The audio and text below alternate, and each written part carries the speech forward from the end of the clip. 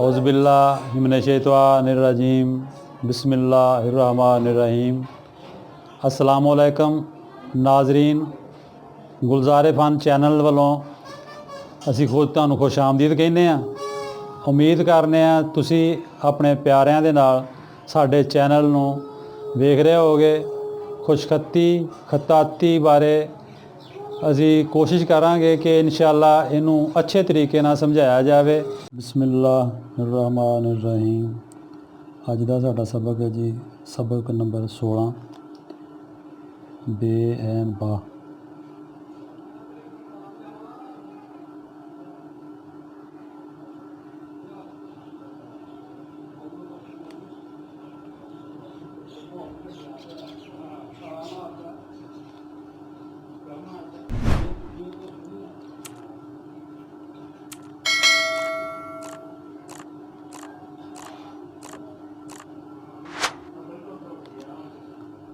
छोटा जिहा अलफ बना के कोने नाल यह बनना है ताज ऐन का हिस्सा जोड़ा यह भी कोने नाल इत्थे आके कलम लगेगी।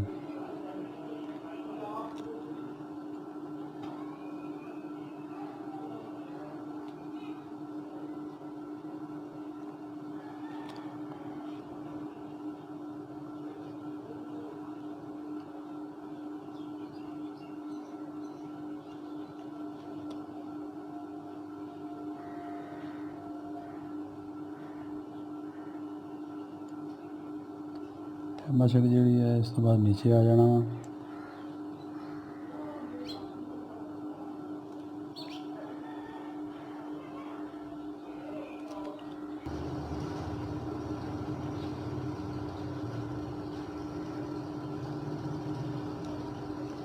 पहली मार करना जोड़ा लिखा ना वो पेंसिल ज़्यादा फैल सी से बाद मार करना जी ना सही भी ज़्यादा होंगी है। उन्हों का यह हल है कि उन्होंने जो तुसी काम तो बाद फारग होवो ना तो उन्होंने बंद करके उन्होंने ऐस रोक रख दो ताकि कोई सही जी नीचे आ जाए। तो अज की मशक के साडा वा बफ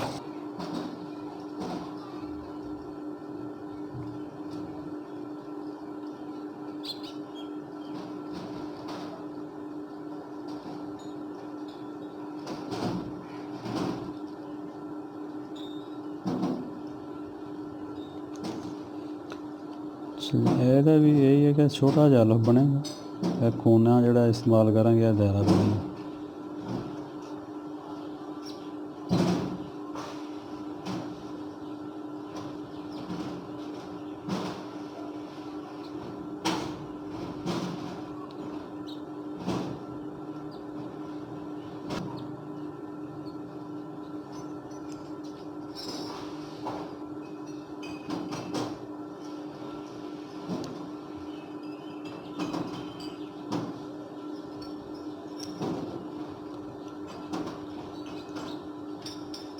मशक जी है जी जरूर ज़्यादा करनी चाहिए मगर यह भी जिदन तुहाडा दिल ना करे तबीयत ना मने ना बेशक छुट्टी कर लो।